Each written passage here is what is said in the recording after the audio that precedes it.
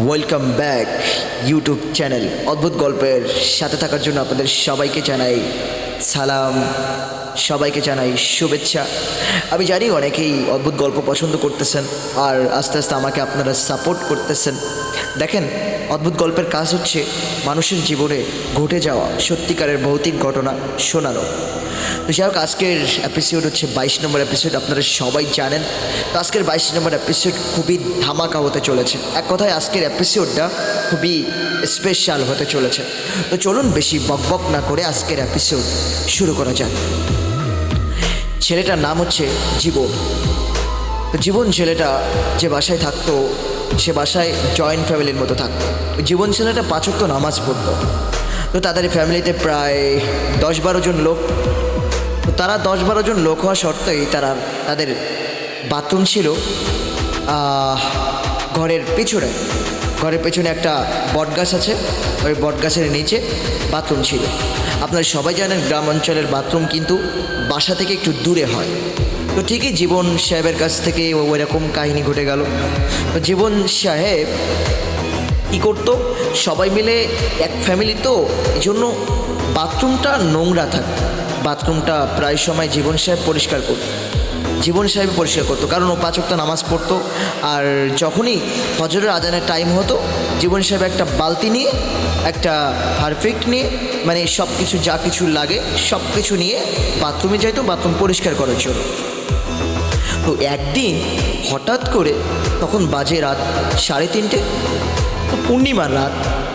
মানে পূর্ণিমার রাতে তো সবাই জানেন যে অনেক অনেক আলো পানা থাকে, চাঁদনি রাত থাকে। তো ওই দিন জীবন সাহেবের রাত 3টের দিকে ঘুম ভেঙে যায়। তো ভেঙে যাওয়ার পর জীবন সাহেব ভাবে যে এখন মনে হয় ফজরের আজানের উক্ত হয়ে গেছে, আমার যেতে হবে, বাথরুমের কাছে যেতে হবে, বাথরুমটা সাফ করে আমাকে আবার নামাজে যেতে হবে। তো জীবন ওই দিন ঘড়ির দিকে আর তাকায় না। বাইরের অবস্থা দেখে জীবন সাহেব ভাবতেছে, না মনে হয় টাইম হয়ে গেছে, যায়, বেশি মনে হয় টাইম নেই। তো জীবন সাহেব খুব ব্যস্ততার মাধ্যমে বালতিকান নিল, সব কিছু নিয়ে তাড়াহুড়ার মাধ্যমে চলে গেছে।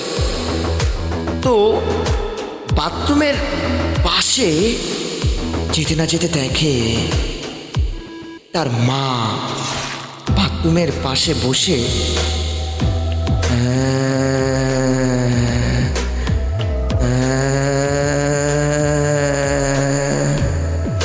এরকম করে কাঁদছে। তো জীবন বলে, মা তুমি এখানে কেন? তুমি কাঁদছো কেন? কি হয়েছে তোমার? তো মা বলে, আমি এখানে আটকা পড়ে গেছি, আমাকে একটু বাঁচা,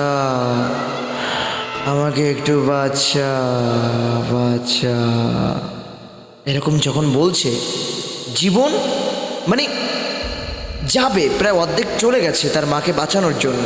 কিন্তু কি হয়েছে জানেন? পেছন দিকে তাকিয়ে দেখে তার সত্যিকারের মা তাকে ডাক দিচ্ছে, এই জীবন, ওদিকে কই যাস? জীবন বলে, মা তুমি এখানে কি করে আসলে? তখন বলে, তুই এত রাতে এখন বাথরুমের কাছে কি করিস? তুই এখানে কি করতে আইসোস? জীবন বলে, মা আমি তো জানি না এত রাত, আমি ভাবছি এখন মনে হয় ফজরের ওক্ত হয়ে গেছে, আমি বাথরুম পরিষ্কার করতে এসেছি। তখন পিছনের দিকে মার দিকে তাকাতেই সামনের দিকে তাকিয়ে দেখে সেইটি আর নাই, কেউ নাই, কিচ্ছু নাই। ও মাই গড, কেমনটা লাগে? সামনে কেউ নাই। তো এই হচ্ছে কাহিনী। তো রাতের বেলায় ঘুমালো, তার মা তাকে নিয়ে যে রাতের বেলায় ঘুমালো। সকালে পরের দিন একটা কবিরাজ আনলো, একটা হুজুরকে ডেকে আনলো। ডেকে বলতেছে, হুজুর এই অবস্থায়, সব কাহিনী তাকে খুলে বলল।